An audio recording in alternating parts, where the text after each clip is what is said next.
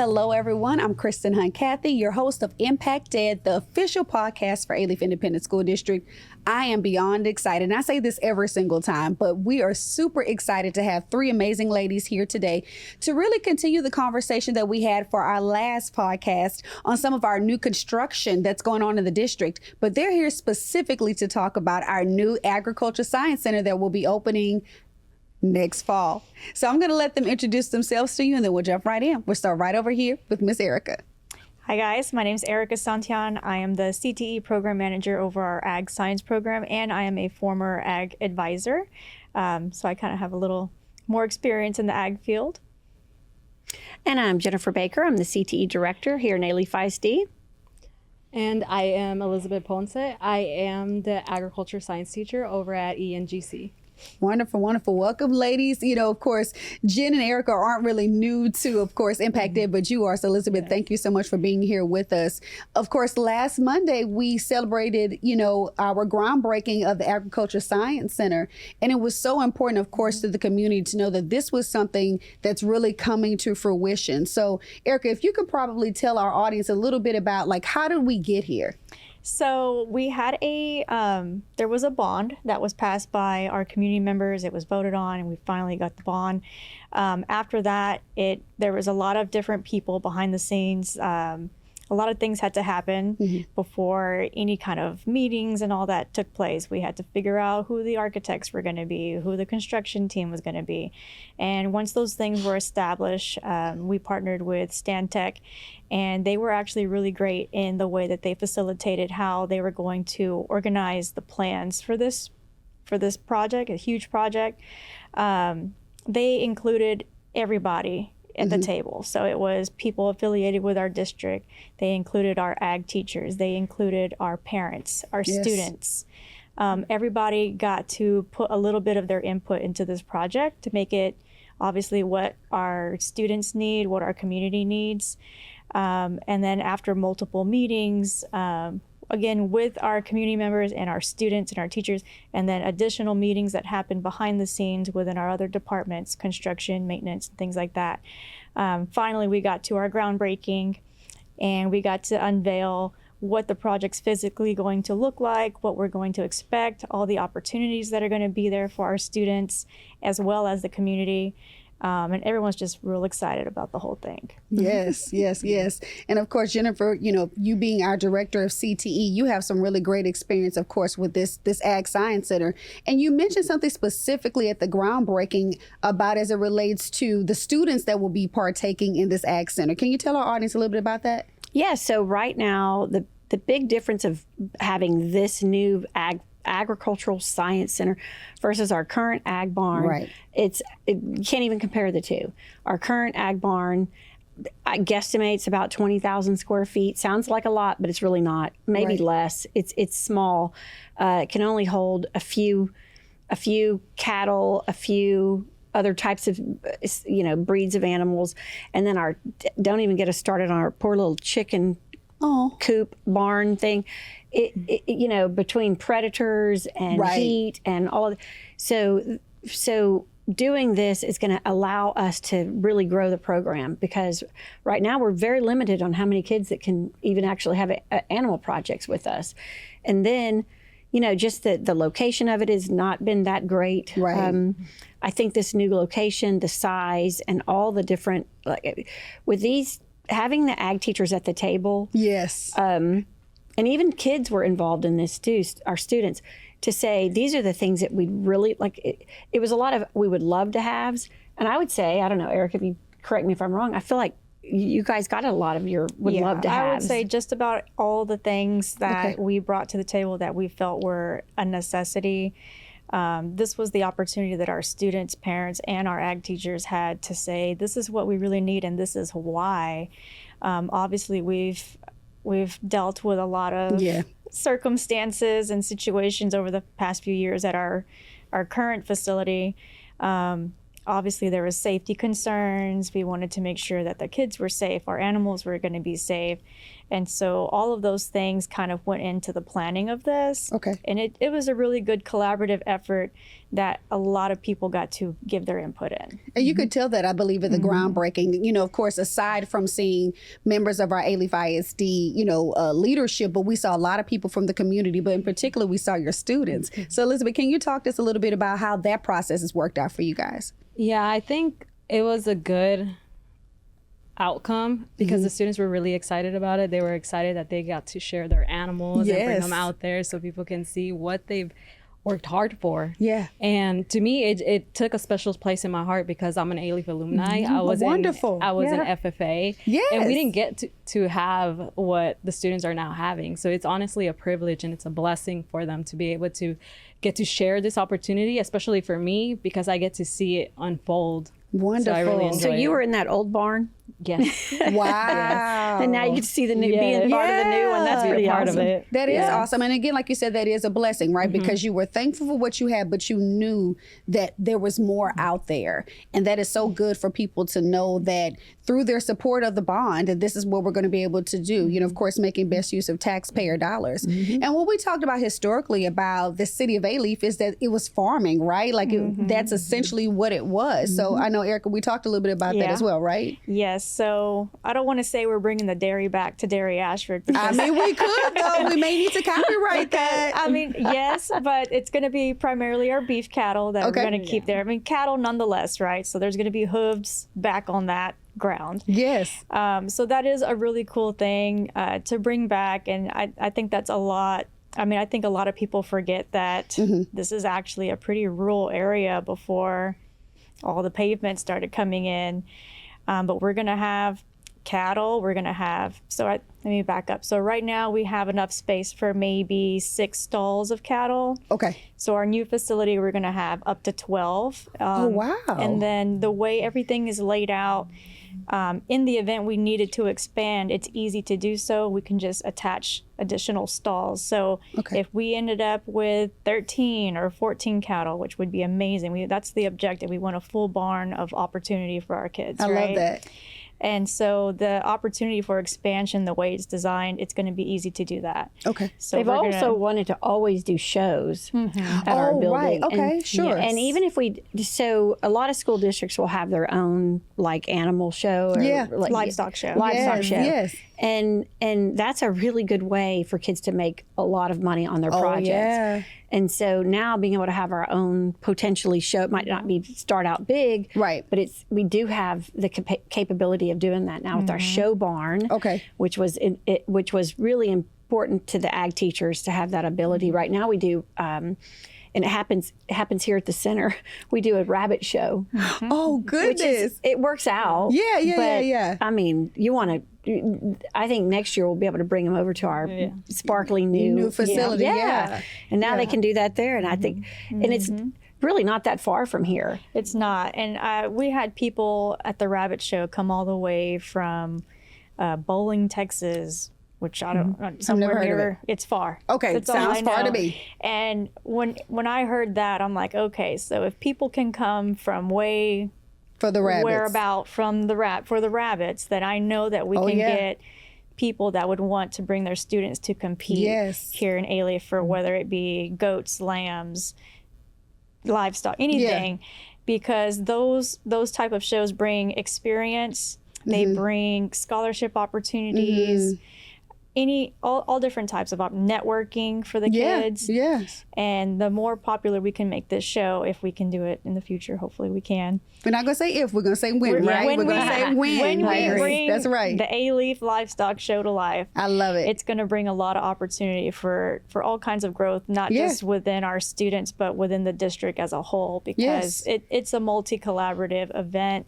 We could have our welding students compete. We could have That's awesome. we could have our culinary team. Yeah. And maybe even the Empty the Shelter project could be out there. There's just so many things that Well, you already said gonna it. be It's good. a full barn, Full of, barn of opportunities. So again, that's something we need to be trademarking. So don't y'all take that because we're going to do it. We're trademarking it. So Elisabed, tell us about when you were an FFA student, right? And of course, these are students that you're working with now. Tell us how they're feeling about this new Ag Center and what they're most looking forward to. Well, they're very excited that it won't be limited anymore. It Good. won't be like a first come, first serve basis like it is now. Okay. They are looking forward to be able to have their classes because potentially that's where the vet science will go. We'll go there, Yeah, right. so they're looking forward to being the first ones or Yes. the last ones before graduating. So they're very excited looking forward to that, and that they'll have easier access to their animals since the classroom's right there. Because right now they're having to drive and commute. Okay, got it. Over there, and so it'll be a lot easier for them. Sure. Especially for the students that are over at Elsik. It's a 5-minute drive, so it's Perfect. a lot easier for them. Literally right after school, they can just drive down the road and they'll be Okay. at the facility. But they're just overall excited that they get to share this with the other kids that are not able to get involved Right. because there's limited space. And safety was another priority, and so they're looking forward to it. Yeah, right now there's a gate that's at our current facility. Okay. It's like done, secured by a lock, like a combination lock. Oh, and okay. And it's invariably that something's awry with the lock. It gets fixed regularly, but anyway, this will be a real state of the art. Yes, definitely. Pass key, badge thing. So I love that. and that's just going to keep animals where they need to be. Where they need to be, and that's what we're looking forward to. Less It's a phone real, calls of that. yeah, it's just a real breath of fresh air. And I don't Yeah. think anyone appreciates it more than those that have treaded through. She's like, honey, that's Yeah. me, right? Yeah, You've it's, seen it, It's right? gonna sit differently. I think I'm more with excited than us. Yeah, we need to have like a Restrooms. reunion, right? Yeah. Like Yes. to have those former students to come back That'd be because good. honestly, it's what you all paved the way, right? Like you probably didn't think about it then. You probably thought, well, maybe this is it, even though you knew more was out there. So when we're thinking about next year's ribbon cutting, making sure that we're reaching out to those former FFA students, Yes. former Alief employees that took part in really just the brainstorming and the hard work of what it took to get from here to there, because it's always a journey, right? Like yeah. again, this whole building, this facility is an example of, that journey. And I'll tell you, I told those young ladies that I saw out there, I said, listen, that's amazing. I'm not an animal person by far. I mean, I like dogs and that's about it, but I was like, hey, but I do want that jacket because we didn't have FFA, where I'm from in Port Arthur. So to see something like that, and again, not realizing historically what Alief was, I think it's just, it's so amazing. And it's so good that our community should know that these are opportunities that we continue to provide our students. So Jennifer, of course, being director of CTE, if I'm a 8th grade student, and I'm, there's stuff out there. There's other opportunities. How are we selling this to our kids? So probably the most often way kids learn about what happens at the high school when it comes to career and technical education is we have 8th grade tours. Wonderful. And so every 8th grader will come through this building, the Marshall Center, but they're learning about all the programs that CTE has because not everything is housed at this building. Right. Vet science happens to be, but if they're excited about vet science, they typically are getting the entry level class doesn't start them here. It starts them at the 9th grade level. Okay. And so when they're in 9th grade, this might have sold them as the vet science, and doing that here at the center might have sold them into ag. Some sort of. That's one way. I'll let Elisabed tell us other ways. But that is probably one of the first way they see something about ag. But when they get into 9th grade, they're learning about all the different options that we have for ag. Wonderful. Okay. So then they can move forward. But as far as like getting kids excited at the younger levels, what do you guys do? What are some of the things y'all do? Well, we usually have RAM camp, so that's at the beginning, kind of like freshman orientation. And then we also have 8th grade night where we spend time with the kids and parents and kind of talk about our program. I emphasize a lot about our program and the opportunities that they can bring. And I always involve the full circle moment that, hey, I was here. Like if it wasn't for my previous ag teachers, I wouldn't have been here where I am now. I love that. And so I explain that to the students, and then I talk a little bit of everything. I talk about plant science, animal science, and towards the end of the school year, after the hectic time we have for our Houston rodeo, I incubate some eggs so that they can physically see how that process of the chickens work, and they get really excited about that. Okay, I have to come and see that. My mom is a microbiologist, but I did not do well in biology. I did not pass, unfortunately. However, I did attend Tuskegee University, which has one of the best bedside. Exactly. Okay. So I want to put that out there when we talk about CCMR, these great programs that we have for kids, because of course we're developing and cultivating, you know, our learners, and science is one thing that, to me, regardless of AI or anything of that nature, we're still going to have to physically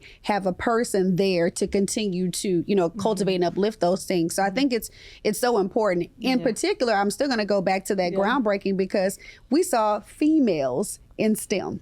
Which is super important. Not to say we don't, you know, see males. Obviously, it's a male-dominated field, but it was so exciting to see young females, you know, young ladies of color, all of those things that were in this program. I don't know if that's necessarily intentional or what you all are doing to really, you know, make this something that's viable for them. But I wanted to applaud you all because, you know, though science is not my zhuzh, it was good to see, you know, those young ladies that they were just so excited about it, and the way they were handling their animals. They know all their the stuff. things. They know it, do. right? Yeah, you know, ag is also not just animals. Right. It's engineering. Engineering, That's right? my major, engineering. Yeah, there we go. I love engineering. Yeah, and the kids can do like all of that, but then they can, if an animal's not their thing, because there's plenty of people out there like that, they can do other projects in ag, and we have floral, we have LDEs and CDEs. Okay, which tell her what that is. So we have our leadership development events. Okay. And then we have our career development events. So some examples of that would be like we have a radio broadcast team. So students get to go in front of judges, and they get to do like a radio broadcast. They get to write their own script, write their own topics. Yeah. And they go and they pretend to be a radio broadcaster, and then they compete with other high school students at other districts. I had no idea. We have a welding CDEs and LDEs. We have floriculture. They can learn to be florists, which we know the wedding industry is not going. People are not going to stop getting married. No, they're not. Romance is in the air. That may be the only thing we can afford right now. So florals are a big thing. We have a wildlife team. So for those that might be into like biology and things like that, there's a team for them. We have ag skills, which just competed this past weekend, where they pick a skill that a group of students might feel very confident in, and they demonstrate that skill in front of a group of judges. And depending on how they score, they win or they don't. And our Alief team just won second place overall this past weekend. Wonderful. So yeah, it's there's so many different avenues the students can take within ag. It's not just animals. It's not out there on a tractor plowing seeds or anything like that. There's so much more to ag and FFA, and I think it's really proven that we've kind of exposed our students to that over the past years, because we've gone from about 50 students active FFA memberships. We've grown to about 180 active FFA memberships. Wow. And all of these things, like what we're talking about, that are outside of just having an animal project. Sure. We have a space at the the new facility that will be specifically for projects that are non-animal projects. Okay, and great. it's a space where kids can go in and work on it. Yes. And then leave it there unfinished and be okay with it being, you know, locked up, and they can come back to it and not have to worry about storing it or moving it. It can all be right there until they're ready to go for contests and such. So I really feel like Lone Star Lab. Yeah, we call it the Lone Star Lab, because that's a thing in ag. It's Lone Star thing is an ag thing.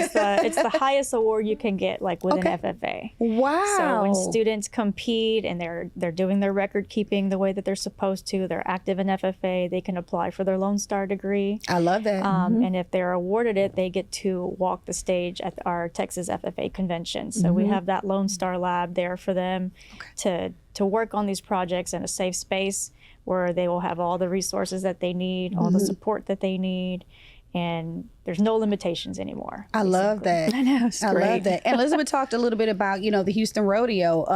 That, of course, wasn't a thing for us in Port Arthur. You know, I was like, well, what is that? I didn't know until I really came here. And we talk about, and I think Jennifer mentioned it as well, about like how some of those students are walking away when they're selling their animals.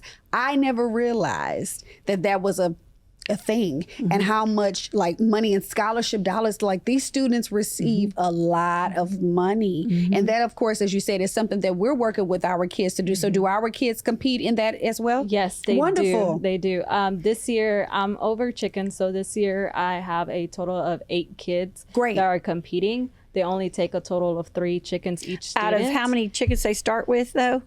Well, I'm picking up 200 chickens. Oh. 200. Each kid gets 25. Yeah. Each kid gets 25. Wow, It's a total of really? 200 that I have to pick up this year. Oh my goodness. Yeah. Wow. But only 3, the top 3 of their 25 make it to the big contest. Oh goodness. Oh, okay. Well, look, I'll have to come. I've never heard anything Yes. like that. See? It's We'll have big. chicken for sale soon. Yeah, okay. I mean, I don't know what to do with one of them. I don't even know if my HOA allows that. But either Well, way, no, they we'll will figure be it out. processed for they're you to processed, consume. yes. Yeah. Okay, I can't do that. No. The students will take care of all that. Oh God, no. I mean, I hope y'all don't do that with rabbits. Do y'all do that too? No, please don't do that. My rabbit was in the freezer. His name was Michael Jackson. I wanted to pause to bring the suspense, but no, we don't do that. Okay, please don't. Yeah, I wonder what happened to my rabbit one day, and I just happened to open the freezer. I was like, Michael Jackson. And I've never had rabbits since. Oh, so. yeah, I can't. I wouldn't. I mean, I can't, but I eat everything else, so there's fine. So when you guys decide to cultivate crawfish, then you call me over. There you go. Because I'm here for that. We'll do it. We'll do We'll have it. to make sure we have a nice bayou next to the. Yes, I've Coach kicked those Bill things over, so we got to do it. So again, ladies, thank y'all so much for coming. This was really exciting. I'm going to tell you again, as a person, as I mentioned, that science really just wasn't my thing, but the more I listened to it, I'm really excited and energized about what's to come. Again, we know that the groundbreaking, there was work done before. The work is going on now. We don't have fingers crossed. We know it's going to happen. It's going to open next fall. We believe it. Our children will continue to be successful because of all of the work that you all put into it. We are just super duper excited to see what's to come. Of course, we got to have you guys back. Elizabeth, you got to come back and see us too, okay? Yeah, I'll come back. Definitely come back. You can bring some chickens, right? Yeah. Bring the chickens. Yeah, I'll bring some chickens. Live chickens, just for a little bit, right? Just for a little bit. You're gonna hold them. I'll hold a chicken. I'll bring some chicks. Yeah, hold a There you chicken. go. There we That go. you We're can going to do that. So again, thank you guys so much for tuning in to Impact Ed. It's been an amazing day with 3 amazing ladies. Remember, our Ag Center will definitely be open next year, so make sure you stay tuned. And actually, we have a really big event coming up on Saturday, November 8th. November 8th. Jen, can you tell them a little It's about that? the annual holiday market. Yes. And so we'll have all kinds of booths here with all kinds of things that you can purchase for the holidays. Come shop. There's a lot of music, dancing, singing, choirs, Santa band, Paws. or Santa Paws will be here. I had said Paws, Santa Paws. He's taking pictures with animals, with pets. Anyway, so it'll be a fun day this coming Saturday. Hope to see as many people here as possible. Yes. You don't want to miss it, guys. It gets packed in here, but you definitely need to come. Make sure you make some purchases from our amazing kids. Come on and support Alief ISD. Again, as always, make sure you visit us at www.aliefisd.net. Follow us on Facebook, X, Instagram, YouTube, LinkedIn, and we'll see you guys next time. Bye-bye. Bye.